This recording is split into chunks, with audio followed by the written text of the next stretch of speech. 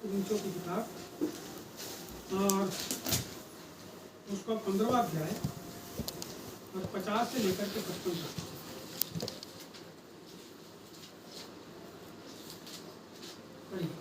Page number 219 नए नियम 50 से पहला कुरिन्थियों 15 अध्याय उसका 50 से पहले। हे भाइयों, थोड़ा जोर से पढ़ो बेटा। हे भाइयों, मैं यह कहता हूँ कि मांस और लहू परमेश्वर के राज्य के अधिकारी नहीं हो सकते और न नाशवान अविनाशी का अधिकारी हो सकता है।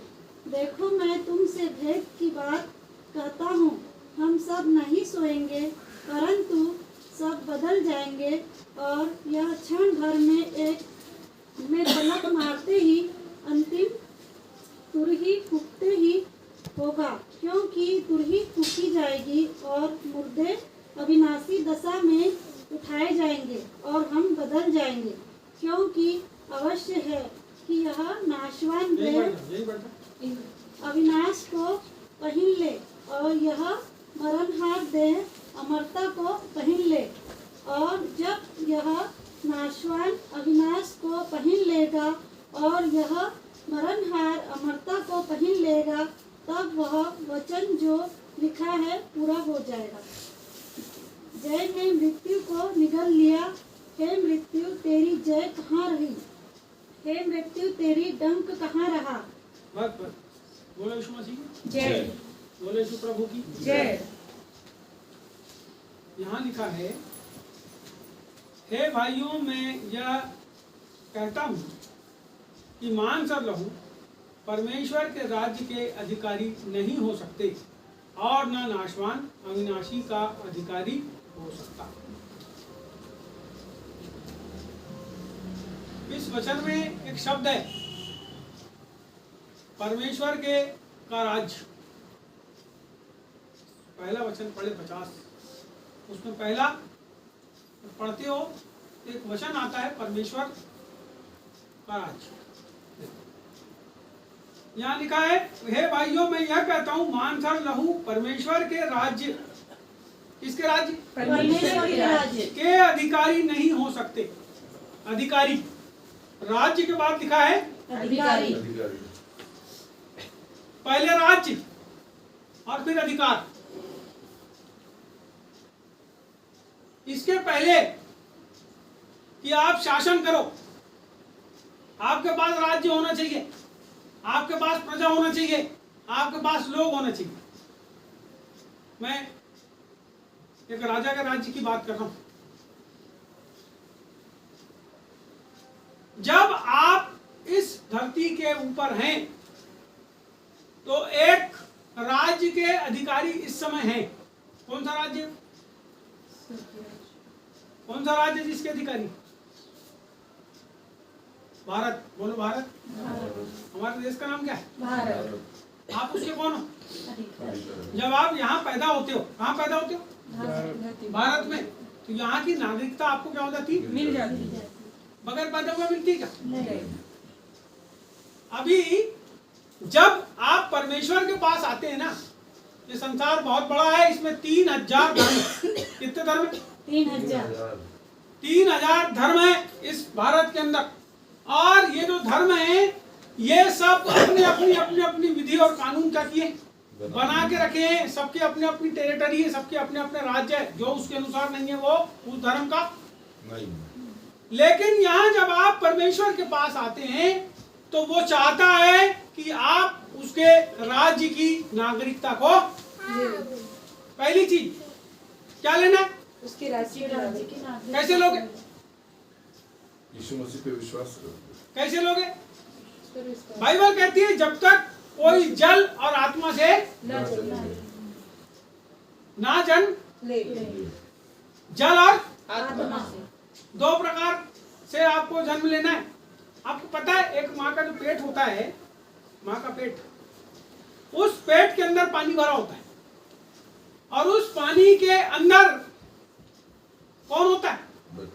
बच्चा होता है। आपको पता है उसको, उस बच्चे को जन्म लेने के पहले पानी के अंदर रहना पड़ता है और उस पानी का जो थैली जब फूटती है तब वो बच्चा बाहर निकलता है। जब वो बच्चा निकलता है तो धरती के ऊपर में आता है। लेकिन इसके पहले कि वो जल के अंदर जाए, उसके माँ और बाप के द्वारा जब वो मिलता है, बनता है, तो उसके अंदर एक आत्मा का निर्माण होता है। वो निर्माण, वो उसके अंदर जो आत्मा डाली जाती है परमेश्वर की होती है। वो बच्चा माँ के पेट के अंदर पानी में रहता है और वो पैदा होता है। ये हो गया संसार का जन्म, संसार में बच्चे का जन्म। लेकिन बाइबल बताती है जब तक कोई जल और आत्मा से तब तक वो परमेश्वर के राज्य का अधिकारी नहीं हो सकता। अरे स्वर्ग का राज्य बोलता है तुम्हारा नहीं होने वाला जब तक तुम आत्मा से और जल से ना चले। कई जन सोचते हैं बपतिस्मा ले लिए तो हमारा हो गया काम पूरा। कई लोग क्या समझते हैं बपतिस्मा, अरे जल में से यदि मरा बच्चा निकला माँ के पेट से तो कोई काम का है क्या? वैसे बपतिस्मा पाए लोग भी ऐसे होते हैं जो मरे हुए होते हैं। कैसे होते हैं? मरे हुए। आप सोचना ही मत कि हमने बपतिस्मा ले लिया तो स्वर्ग चले जाएंगे। मरा बच्चा भी पैदा होता है, जिंदा बच्चा ही पैदा नहीं होता माँ के पेट से। कई बार कैसा बच्चा होता है बेटा, है ना, होता है ना। बोले बच्चा कैसा हुआ, यहाँ बैठने वाला लड़की, यहाँ बैठ, कैसा बच्चा होता है? मरा। आपको पता है माँ के पेट में मर जाता है। वैसे ही बहुत सारे लोग जो प्रभु के में आए हैं उनने बपतिस्मा जरूर ले लिए, लेकिन आत्मा उनके जीवन के अंदर अभी उसके आत्मा के द्वारा नया जन्म है ना, नया जन्म होना जरूरी है। आत्मा, देखो बाइबल में लिखा है जो कोई आत्मा के अनुसार चलता है वो परमेश्वर का पुत्र। दोनों चीज होना जरूरी है, बपतिस्मा भी होना जरूरी है और पवित्र आत्मा के अनुसार होना भी जरूरी है। जो कोई पवित्र आत्मा से जन्मा है वो ये नहीं कह सकता कि यीशु प्रभु नहीं है। क्या कहता है? यीशु ही प्रभु है। क्या स्वीकार करता है? यीशु ही प्रभु है। कोई आपकी गर्दन को रेतने लगे तो आप क्या बोलोगे? मैं छोड़ता अपने प्रभु। कल मैं बता रहा हूँ भोपाल की घटना। बहुत सारे लोगों ने उस चर्च को घेर लिए, बहुत से कैमरामैन आ गए और वहां पे सब महिलाएं थी। तो बोले तुम यहाँ आते हो तुमको क्या मिलता है? हमको कुछ नहीं मिलता जी। बोले हम यहाँ प्रार्थना करते हैं, हम देश के लिए प्रार्थना करते हैं। कौन सिखाता है तुमको प्रार्थना? कोई नहीं सिखाता जी। बोले हम खुद ही प्रार्थना करते हैं। नहीं समझ रहा बात, हम खुद ही सीख गए प्रार्थना करना। हम प्रार्थना करते हैं, आपके लिए भी प्रार्थना करते हैं, देश की जनता सुखी रहे। उनको घेर लिए लोगों ने, तुमको क्या मिलता है यहाँ आते हो? तो मिलता कुछ नहीं है जी। बोले हमको सच्ची शांति मिल गई है, बोले हमको सुख मिल गया है। बोले हम पहले, वो औरत बोलती मैं पहले दारू पीती थी, बोले गुटखा खाती थी, मैंने सब छोड़ दी, बोली अब मैं प्रभु के पीछे चलती हूँ। नहीं समझ रहा आप? वो गांव की औरतें अभी यहाँ कोई आ जाए कैमरा लेकर सब मुंह से दबा दबा के क्या करेंगे? भगेंगे। बोलना नहीं चाहते लोगों के सामने कि यीशु ही मेरा प्रभु है, हम यीशु प्रभु को मानते हैं। आप बोलो ना, आप मत। कौन आपसे बोल रहा है कि आप धर्म परिवर्तन करो? कोई आपसे नहीं बोल रहा धर्म परिवर्तन करो। मैंने अभी 26 तारीख का जो आप लोगों ने संदेश सुने उसमें क्या था? हमारा धर्म परिवर्तन करने प्रभु ने बुलाया। क्यों बुलाया? हमको परमेश्वर ने इसलिए बुलाया है कि हम सच्ची आजादी को पाए। कैसी आजादी? जो किसी भी बंधन में ना हो, कोई बंधन हमारे जीवन में हो, हम स्वच्छंद हो जाएं। कैसे स्वच्छंद? जो अपने पिता के अधीन है। बच्चे किसके अधीन रहते हैं? माता पिता के अधीन। तो जब वो माता पिता के अधीन रहते हैं तो क्या हो जाते हैं? अपने माता पिता की संपत्ति के वारिस हो जाते। अब ये घर में कोई घुस जाएगा बस। इस घर के अंदर पुत्र कभी भी घुस सकता है, लेकिन कोई दूसरा आदमी घुसेगा तो हम क्या बोलते हैं? भैया वहीं बैठ बाहर। अभी आज प्रार्थना का दिन है तो अभी हम क्या करते हैं? आप हमारे घर में आएंगे प्रार्थना करने के लिए, हमारा घर खुला, कोई भी आदमी आके बैठ। कारण क्या है? क्योंकि पुत्र अधिकारी है तो क्या करेगा वो घर के अंदर, है ना। आप परमेश्वर के घर के अंदर बुलाए हुए लोग हैं, आप परमेश्वर के परिवार के सदस्य हो गए हैं, आप उसकी देह बन गए, आप हाथ बन गए, पैर बन गए, आंख बन गए। अभी आपको अब सेवकाई में पढ़ना है। आप सब क्या कर रहे हैं? अभी तक आप केवल हाथ और पैर ही बने हो। अब बात यह है कि जिंदा हो या मरे हुए। जिंदा क्या करता है बेटा? क्या बताया थे हमने पिछली बार? कोई आदमी जिंदा है वो क्या करता है? क्या करता है जिंदा आदमी? काम करता है। अब ये बता, 2-1.5 महीने के बाद आई और क्या बोलती है? परमेश्वर के लिए बोलो यीशु प्रभु की जय। ये लोग भी क्या होगा थे पिछले हफ्ते गायब। तुम काम नहीं करते, मेरे को मालूम है प्रभु का कोई काम नहीं करते, लेकिन तुम प्रार्थना में भी नहीं आते। सांस ले रहा है बच्चा कि नहीं ले रहा है, कैसे पता चलेगा? या छाते के ऊपर क्या रखना, कान ऐसा रखना, हाथ धन धन धन धन आवाज आती है। हाँ? क्यों आती है? क्योंकि वो क्या है, जिंदा। और जैसे ही उसकी नींद खुलती है तो कैसा करता है, कल बुला के रोता है, उसकी माँ बाप सब घबरा जाते हैं, बाप रे क्या हो गया, दूध लाओ दूध लाओ दूध लाओ दूध लाओ, तो दूध लाते फिर चुपचाप हो जाता है, फिर हाथ पैर फटकारता है, खेलता है, किलकारी मारता है। हमारे अंदर क्रियाएं खत्म हो गई है, कोमा में चले जाते हैं लोग, जिंदा रहते हैं लेकिन काय में चले जाते हैं, कोमा में कोई काम किया हो नहीं है। तो वैसे ही कोमा वालों को क्या करे थे कोरोना के समय में, अच्छा कपड़े में लपेट लपेट के बोले ले जाओ, बोले मर गया गड़ा दो। जिंदा लोगों को क्या किए लोगों ने, अस्पताल वालों ने पैसा ले लिया उनके घर वालों को, और क्या किए जिंदा लोग को, है ना, कोई काम का नहीं था उसके जरिए। कई जन की किडनी काट के निकाल के बोलते हैं वही ऐसा, सच्चाई है मैं बता रहा हूँ। यहाँ पे प्रभु का वचन कहता है, हे भाइयों मैं यह कहता हूं कि मांस और लहू परमेश्वर के राज्य के अधिकारी नहीं। मांस और लहू, कई लोग सोचते हैं कि ये जो हमारा शरीर है, हमने बपतिस्मा भर ले लिए हैं तो हम परमेश्वर के राज्य के अधिकारी हो गए। मैं आपसे बोलना चाहता हूं, आपको पवित्र आत्मा के अनुसार जीवन भी जीना पड़ेगा, आपको पवित्र आत्मा के अनुसार चलना भी पड़ेगा। और जब पवित्र आत्मा आपको बताएगा क्या करना है, तो ये आपके पास बाइबल है जिसके अनुसार वो आपको बताएगा कि आपको क्या करना है। कई लोग एंड बैंड मोटर स्टैंड करते हैं काम, मालूम है आपको, जिस रास्ते पे चलना है उसको छोड़ के तीसरे और कहीं रास्ते में जाने लगते, फिर वो तीसरे रास्ते को छोड़ के चौथे में कहीं चले जाते, जंगल में भटक जाते। क्योंकि बाइबल कहती है जिस रास्ते पर तुझे चलना है, जब तू उस पर चलेगा और कहीं मुड़ने की कोशिश करेगा, कहीं कटने की कोशिश करेगा, दाएं या बाएं होने की कोशिश करेगा, तो पीछे से एक आवाज आएगी, रास्ता यही है, इसके ऊपर तू। लेकिन तुम क्या करते हो, रास्ते को बदलने की कोशिश करते हो, इसीलिए तुम समस्या में हो, क्योंकि तुम भटक जाते हो। तुम इसलिए समस्या में नहीं हो क्योंकि रास्ते में चल रहा, तुम भटक गए हो, इसलिए तुम समस्या में। तुमको जहां चलना चाहिए, जब तुम नहीं चलते तो क्या हो जाता है, समस्या हो जाती है। आपको पता है अभी हम लोग यहाँ से गोंदिया, एक रास्ता यहाँ से सीधा गोंदिया का, बड़े बड़े गड्ढे और खराब रास्ते वाला, लेकिन हम यहाँ से 10 किलोमीटर का फेरा लेके हम गोंदिया गए। गोंदिया गए, अभी मैं आपको परसों की बात बता रहा हूँ, और परसों रात को हम जब वापस आए तो उसी रास्ते से हम वापस आए। वो लंबा जरूर था वो रास्ता, लेकिन रास्ता कैसा था, बगैर समस्या का रास्ता था। जब आप सही रास्ते पे चलोगे तो मंजिल पे पहुंचोगे, लेकिन जब आप रास्ता बदल दोगे, कहीं और कट जाओगे, तो आप समस्या में पड़ जाओगे। बाइबल कहती है यहाँ पर, हे भाइयों मैं यह कहता हूँ कि मांस और लहू परमेश्वर के राज्य के अधिकारी नहीं हो सकते, और न नाशवान अविनाशी को पहन सकता है। और न नाशवान, नाशवान क्या है जी, ये देख नाशवान क्या है, क्या है, नाशवान है। अब आप बोते किसके लिए हो, नाशवान के लिए बोते हो कि अविनाशी के लिए बोते हो? आप काम किसके लिए करते हो, काम किसके लिए करते हो? 24 घंटे में आप परमेश्वर के लिए क्या बोए हो, आज मेरे को बताओ। एक हफ्ते आप शरीर से क्या परिश्रम किए हो परमेश्वर के लिए? ये शरीर नाशवान है ना, शरीर नाशवान शरीर से अविनाशी के लिए आपने क्या संघर्ष करे, जिससे आपका ये नाशवान अविनाशी में परिवर्तित हो जाए। आप विचार करके देखना अपने घर के अंदर बैठ के कि आज सवेरे से लेकर रात हो गई, मैंने परमेश्वर के लिए क्या किया। आपने बाइबल पढ़े हो, अपने खुद के लिए पढ़े, आपने प्रार्थना करे हो, अपने खुद के लिए करे, लेकिन परमेश्वर के लिए आपने काम किए, बताओ क्या काम किया, किसके जीवन के अंदर काम हुआ, आप मेरे को बताओ। ये जो हफ्ता आपका बीता, अरे जो महीना बीता, ये जो साल बीता, इसमें बताओ किसके लिए क्या काम कर दिया आपने, कौन सी आत्मा को परमेश्वर के लिए बचा लिए, कौन सा ऐसा रद्दा आपके द्वारा लगा दिया गया उस दीवार में जिसमें आप बोल सको कि हाँ ये रद्दा मैंने लगाया और ये घर मेरा है।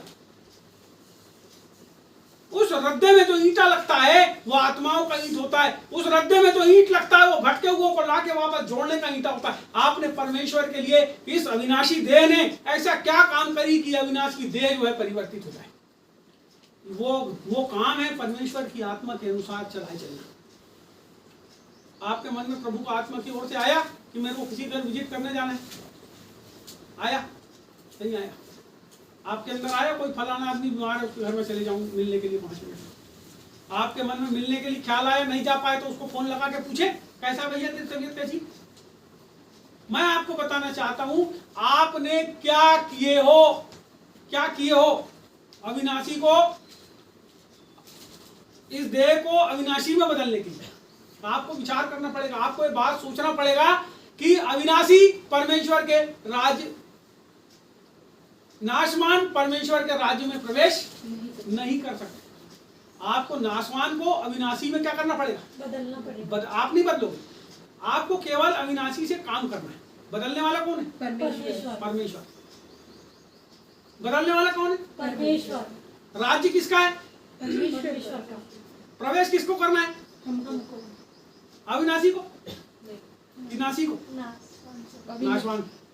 क्यों मोहित भाई, किसको प्रवेश करना, नाशवान शरीर, नाशवान शरीर को प्रवेश करना है कि नहीं करना है। कैसे करोगे बताओ, तुम प्रवेश तुमको करना है, बताओ पहले। प्रार्थना से अपने जीवन को बदलना। मैंने आपको बोल दिया प्रार्थना आप अपने लिए करते, जी। आपको प्रवेश कैसे करना है, प्रभु का काम करते, उसके संदर्भ में करते। आप अपने शरीर को क्रिया में, अभी बैठे हो ना, बैठे हो,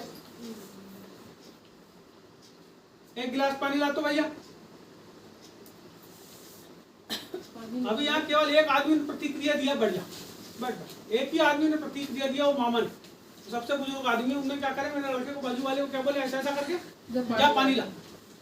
सबसे बुजुर्ग आदमी, इसका मतलब अभी यहाँ पे सब, अगर आप देखो पढ़ाई लिखाई में तो वही कम है, लेकिन तुम सबसे समझ जाता है। बोलो क्यों, तुमने क्या किए, उसको बोले जा पानी ला जल्दी तेरे बाप के लिए। दूसरी प्रतिक्रिया लड़की ने दी है, खड़ी हो रही थी पानी लेने के। आपको बताऊं मैं, आपको प्रतिक्रिया करना है परमेश्वर के लिए। प्रभु ने जो आपको बोला है, जब तक आप करेंगे नहीं, आप प्रवेश यानी उस रास्ते पे चलने चालू नहीं किया, तो बैठे तो आप बैठे हो, अभी क्रिया करो। समझ रहे हो बात, क्या करना है, क्रिया। बगैर क्रिया के कोई भी व्यक्ति राज्य में प्रवेश नहीं कर पाएगा। पवित्र आत्मा आपको प्रेरणा देता है, और जब आप नहीं करते, इसका मतलब आप प्रभु की बात को है ना तिरस्कार करते। और पवित्र आत्मा आपको, आप सोचोगे मैं बाइबल पढ़ूंगा तभी बात करेगा, वैसा नहीं। आपके मन के अंदर भी डालता है प्रभु आपको क्या करना है, और आप नहीं करते। आपको पता है आप नहीं करते, आपको बताऊं मैं सही बात, आप नहीं करते। और जो करता है उसके लिए प्रभु को बहुत धन्यवाद। जो प्रभु की आवाज को सुनता है वो परमेश्वर का बच्चा है। और बच्चा कहां जाएगा, घर में रहेगा कि रोड में रहेगा, तो बच्चे बनोगे कि फालतू आदमी बनोगे। वो कबाड़ वाला आता है, जूना पुराना लोहा टीन फलाना ढिमका बेचने का, तो आप घर खोल के अपनी दुकान में डालते हो, घुस जाएगा आपके घर में। कौन घुसेगा आपके घर में, कौन घुसेगा परमेश्वर के घर में। ये वचन को लोग क्या करते हैं, अपने लाभ के लिए बार बार बोलते हैं, मैं ऐसा हूं, मैं वैसा हूं, मैं फलाना हूं, मैं ढिमका हूं।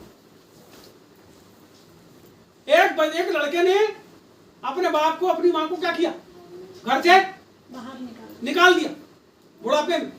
वो कहां जाके उसका बाप रह रहा है, अनाथ आश्रम में, वृद्धाश्रम में। आप बताओ उसको लड़का है, घर उसके बाप का रहता, उसका लड़का है, और उसका बाप रहता है वृद्धाश्रम में। तो कौन उसका घर है, वो किसका घर है, घर किसका है, रहता कौन है, तो लड़का है क्या उसका, वो क्यों नहीं है, बाप ही नहीं है।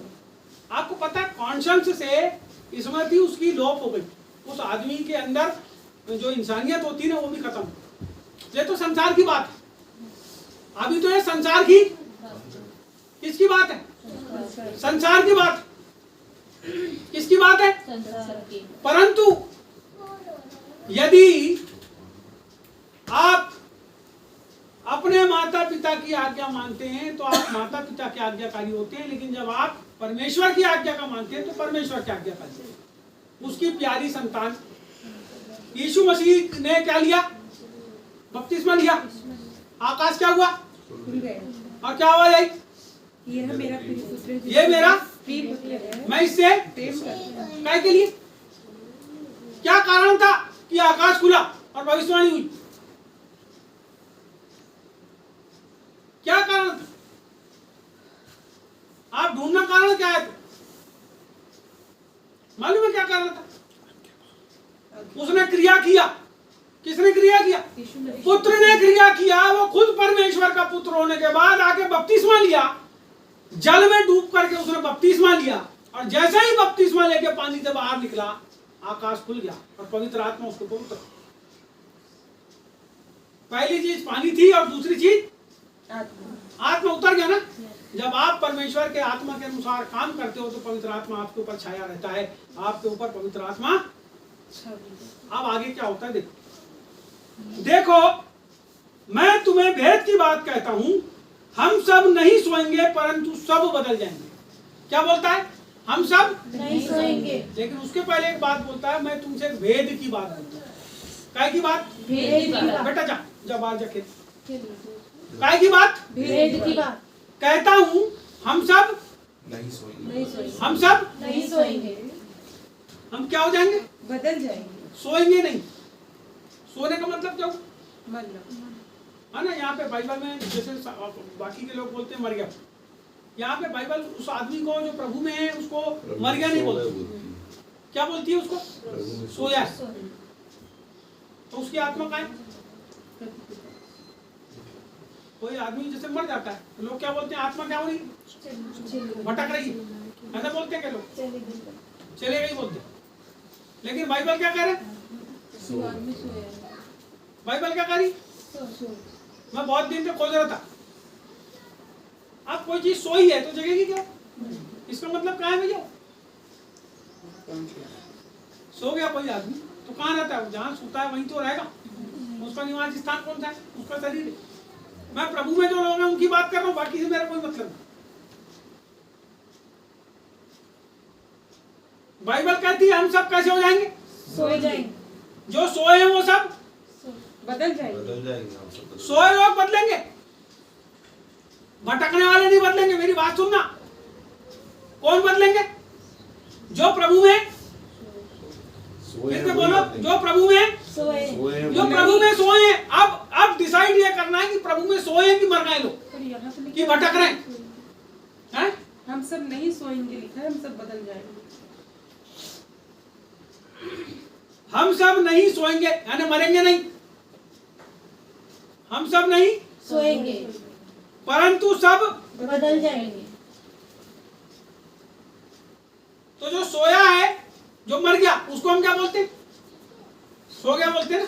प्रभु में सो गए। ये सो गया मृत्यु को बताता है, जो लंबे समय तक के मृत्यु में, चीर निद्रा में है। मृत्यु तेरा डंक नीचे आओगे तो मृत्यु के बारे में ये सो गए। लेकिन ये बोलता है सोएंगे नहीं, मरेंगे नहीं। सोया हुआ आदमी क्या होता है? जग जाता है। और मरा हुआ आदमी नहीं जगता। काय के लिए जग रहे तुमको? कारण क्या है जगने का? हम सब सोएंगे नहीं, सोए नहीं रह जाएंगे। हम सब कैसे हो जाएंगे? बदल जाएंगे। बदल जाएंगे। कब बदलेंगे? तुरी फूकेगी। पढ़ो नीचे का। और यह क्षण भर में पलक मारते ही अंतिम तूरी फूकते ही होगा, क्योंकि तूरी फूकी जाएगी और मुर्दे अविनाशी दशा में उठाए जाएंगे और हम बदल जाएंगे। यहाँ दो प्रकार के लोगों की बात। एक वो जो मुर्दे और एक हम जो जिंदे। अभी हम सब जिंदा बैठे कि मुर्दे? मुर्दा कौन है? मुर्दा कौन है? जो जिसको गड़ा दिए, जला दिए, वो कौन है? मुर्दे। और जिंदा कौन है? तो मुर्दे कैसे हो जाएंगे? जिलाएंगे। मुर्दे कैसे हो जाएंगे? जिंदे हो जाएंगे। और हम जो जिंदे हैं वो कैसे हो जाएंगे? बदल जाएंगे। इसका मतलब हम सोएंगे क्या? नहीं। हम मरेंगे क्या? नहीं। लेकिन जो मर गए हैं वो कैसे हो जाएंगे? वो जिंदे हो जाएंगे। वो जिंदे हो जाएंगे। लेकिन पहले कौन जिंदा होगा? पहले कौन बदलेगा? मुर्दे हैं। जो मुर्दे। पहले मुर्दे, उसके बाद जिंदे। पहले मुर्दे जो मसीह में जो मर गए वो पहले क्या हो जाएंगे? बदल जाएंगे। बदल जाएंगे। कैसे बदलेंगे? वो जिंदा हो जाएंगे जी, बदलेंगे नहीं, वो जिंदा हो जाएंगे। मुर्दे जिंदे हो जाएंगे। और हम जो है वो कैसे हो जाएंगे? हम बदल जाएंगे। जिंदा कौन होगा? मुर्दे हम सोएंगे? नहीं। सोने का मतलब मुर्दे हो जाना। अभी जो थोड़ी देर पहले मैं बोल रहा था, बाद में इसको नोट करते हैं। हम जो सोए हैं, अभी सोए नहीं। अभी कैसे? मुर्दे हैं। हम कैसे हो जाएंगे? हम बदल जाएंगे। दो बात को आपको समझना है। जो प्रभु की आत्मा के अनुसार अपने जीवन को जीता है, ये दोनों लोग उसी कैटेगरी में आते हैं। जो आत्मा के अनुसार जीता है, प्रभु के अनुसार उसने बपतिस्मा ले लिया और अब आत्मा में अपने शरीर में प्रभु के अनुसार जीवन जीता है, तो वो शरीर कैसे हो जाएंगे? अविनाशी। बोलो अविनाशी। अविनाशी। जब मुर्दा जिंदा हो जाएगा तो कैसा हो जाएगा? अविनाशी। अविनाशी। और हम जो है बदल जाएंगे, कैसे हो जाएंगे? हम जो जिंदा है बदल जाएंगे तो कैसे हो जाएंगे? अविनाशी, जिसका नाश नहीं हो सकता। अविनाशी का मतलब जिसका नाश नहीं हो जिसका सकता। नाश नहीं हो सकता। नहीं हो सकता। ये जो नाश नहीं हो सकता, ये किन के ऊपर? प्रभु परमेश्वर का ये काम होगा जो प्रभु के आत्मा के अनुसार चलते हैं। है ना। परमेश्वर के राज्य के अधिकारी कौन होते हैं? बच्चे होते हैं। बच्चे कौन होते हैं? जो अपने माता पिता की आज्ञाओं को मानते हैं। आगे आगे यहाँ पे बोलता है, क्योंकि अवश्य है कि यह नाशवान देह अविनाशी को पहन ले और यह मरणहार देह अमरता को पहन ले।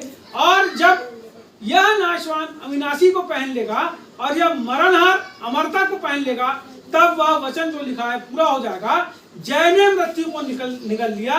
हे मृत्यु तेरी जय कहाँ रही? हे मृत्यु तेरा डंक कहाँ रहा? जब हम सब, जब प्रभु यीशु मसीह आएंगे, रैप्चर जब कलीसिया का होगा, जब मुर्दे कैसे होंगे? जी उठेंगे। और हम जब बदल जाएंगे, तब मृत्यु का डंक कलीसिया के ऊपर से पूर्ण रीति से समाप्त होगा। हालेलुया।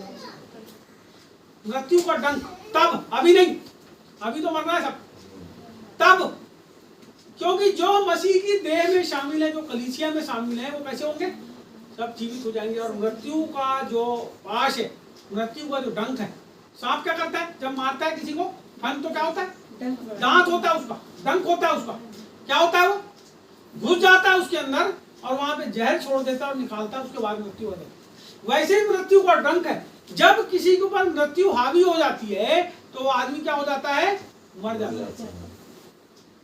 लेकिन आपको मैं एक बहुत अच्छी बात बताता हूं, यदि आज या कल में प्रभु आ जाए और हम यदि जिंदा हैं,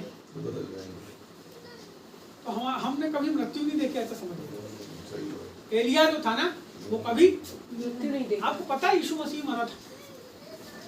ये बात मालूम है? नहीं मालूम? मरा ना, इसीलिए हम बोलते हैं वो मारा गया, गाड़ा गया और मुर्दों में से तीसरे दिन जी उठा। क्योंकि जैसे वो जी था, हम भी वैसे जी उठेंगे। यदि हम मर जाएं तो हम उसका, ये सुनो, इस बात को जोड़ा करो अपने साथ। यदि हम मर जाएं तो भी हम उसके साथ क्या हो जाएंगे? जी उठेंगे। वो हमको जीला उठाएगा। हालेलुया। हमारे जीवन की एक बड़ी आशा है कि यदि हम मर जाए ना बेटा, तो हम कैसे हो जाएंगे? जी उठेंगे। जी उठेंगे। हमारे जीवन की एक बड़ी आशा है कि यदि हम आज जीवित हैं और प्रभु आ जाए तो हम मरेंगे ही नहीं। प्रभु ने क्या कहा? पुनरुत्थान और जीवन। दो बात बोला, पुनरुत्थान और जीवन। बहुत अच्छी बात। दो बात बोला ना, पुनरुत्थान। और जीवन। इसका मतलब जो मर गए उनके लिए पुनरुत्थान है। और जो जिंदे हैं उनके लिए जीवन है। अरे आप मरोगे ही नहीं यदि प्रभु आज आ जाए तो। और यदि मर गया तो आपका पुनरुत्थान हो जाएगा। मुर्दों में से जी उठेंगे। ये बड़ी बात है, बहुत बड़ी बहुत बड़ी बात है। आज इस पूरे संसार में केवल वो लोग जो पवित्र आत्मा के चलाए चलते हैं, उन लोगों के लिए, जो प्रभु के अनुसार अपनी जिंदगी को जीते हैं, उनके लिए, जो प्रभु को ही अपना स्वामी मानते हैं, उनके लिए एक बड़ी आशा है। वो आशा ये है कि यदि वो जिंदा है और प्रभु आ जाए तो हम कैसे होंगे? मरेंगे ही नहीं। हम सब कैसे हो जाएंगे? बदल जाएंगे। कैसे बदल जाएंगे? हमारी सब देह जो है नाशवान अविनाशी से अविनाशी में परिवर्तित हो जाएगी। फिर कोई हमको अगर भाला फेंक के मारेगा तो भाला हमारे अंदर से आर पार हो जाएगा। लेकिन हम यदि किसी को एक तमाचा मारेंगे तो जमीन में, आपको पता है आपकी देर रहेगी, कोई आदमी आपको आज ऐसा हाथ लगा सकता है, लेकिन मार कोई नहीं सकता। कैसे हो जाओ? अविनाशी। कितनी अच्छी बात है ना। प्रभु हमको कैसा कर देगा? मृत्यु के बंधन से स्वतंत्र कर देगा। बहुत अच्छी बात। अभी हम सोचते रहते हैं हम मर जाएंगे तो क्या होगा। अभी मैं बीच में किसी के घर गया था, वहां कोई मर गया था तो संदेश देने के लिए बुलाया था। आपको पता है मृत्यु से डरने की जरूरत नहीं है। बाइबल कहती है मृत्यु तेरा डंक। हम लोग डरते हैं कई बार, अरे हम मर जाएंगे तो क्या होगा, हमारे बाल बच्चों को क्या होगा। अरे तुम्हारे बाल बच्चों को कुछ नहीं, जैसे संसार चलता है वैसे चलेगा, टेंशन लेने की कोई बात नहीं। कई लोग बहुत घबराते हैं, मेरे को कुछ हो जाएगा तो मेरे बच्चे का क्या होगा। अरे कुछ नहीं होने वाला भैया, वो सब अपने हिसाब से सेटल कर लेते। अभी हमने सम्मेलन करे थे तो वहाँ 3-4 ऐसी लड़कियां आई जिनकी उम्र ज्यादा नहीं है, कोई 22 साल कोई 25 साल की, उनके पति मर गए। लेकिन वो क्यों आई कि हम शादी हम सब कर लेते हैं शादी वैसे। तुम सोचो नहीं मत क्या होगा क्या नहीं होगा, सब हो जाता है, सब सेटलमेंट करते अपने हिसाब से। अरे उसको छोड़ा, 67 साल के हमारे आदरणीय अंकल भी आए, उनको भी शादी कर। मैं आपको बताना चाहता हूँ परमेश्वर के ऊपर विश्वास करो, उसके अनुसार जिंदगी जियो, तुम्हारे लिए सब रास्ते क्या करेगा खुल जाएंगे। इस जिंदगी में भी खुल जाएंगे और मरने के बाद भी खुल जाएंगे। चलो आखिरी कुछ बात को हम करेंगे और उसको खत्म करेंगे। यहाँ लिखा है 56 में, मृत्यु का डंक पाप है। क्या लिखा है? मृत्यु का डंक पाप है। मृत्यु का डंक पाप है। यीशु ने क्या किया? उसके डंक को तोड़ दिया। लिखा है ना 55 में, जय नहीं मृत्यु की। हे मृत्यु तेरी जय, हाँ। तू नहीं जीतने वाली है, क्योंकि यीशु मसीह ने क्या किया, तेरे को जीवित होके हरा दिया। यीशु मसीह पहले हरा चुका है, इसलिए आपको डरने की जरूरत नहीं। मृत्यु किसने जीता? यीशु यीशु मसीह। मसीह ने। एक गाना बनाए, यीशु ही है जिसने मृत्यु को जीता, मृत्यु को जीता जिसने मृत्यु को जीता। और आगे गाने वाला गाता है, यीशु नाम से, यीशु नाम से खुल जाते बंधन।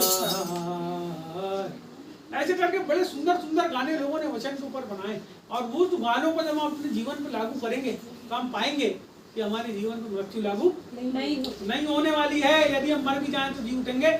लिखा है, और पाप का बल व्यवस्था है। पाप का बल व्यवस्था है। व्यवस्था। आपके पास कौन सी व्यवस्था है? ये बाइबल में जब आप पढ़ोगे व्यवस्था विवरण की किताब, व्यवस्था, वहाँ व्यवस्थाएं हैं। जिंदगी कैसे जीना है। यदि कोई ने तुम्हारी दाई आंख को फोड़ा तो तुम भी उसकी आंख को फोड़ दो। कोई ने तुमको एक घूसा मारा, तुम भी एक घूसा मार दो। कोई ने तुम्हारा रुपया ले लिया, तुम भी उसका रुपया ला लो उठा के। तुम्हारा खेत का कोई ने फसल उखाड़ लिया, तुम भी जाके उखाड़ लो। तुम्हारी साइकिल कोई ने चोर लिया, तुम किसी की चोर लो। ये क्या है? क्या है? यही तो व्यवस्था है? अब प्रभु ने क्या बोला कि यदि कोई तेरे एक गाल पे थप्पड़ मारे तो दूसरा भी मार खा ले। आपको पता है कई लोग क्यों मारते हैं? दूसरी बात, जैसे किसी ने एक थप्पड़ मारा तो दूसरा वो ताले मार ले और मार ले, तो एक और मारता है। आपको पता है उसका उत्तर क्या है? प्रभु समझे नहीं लोग। कोई एक गाल पे थप्पड़ मारे, इसका मतलब है सरेंडर कर दे भैया, दादा हटा भैया, जो हो गया जान दो, छोड़ो। अभी तुम पीटने चले जाओ किसी को, किसी ने बोला है नंगे से खुदा डरता है, किसी ने बोला है, वो ने क्या मालूम वो बोलने वाला, मगर ऐसा बोल दिया उसको।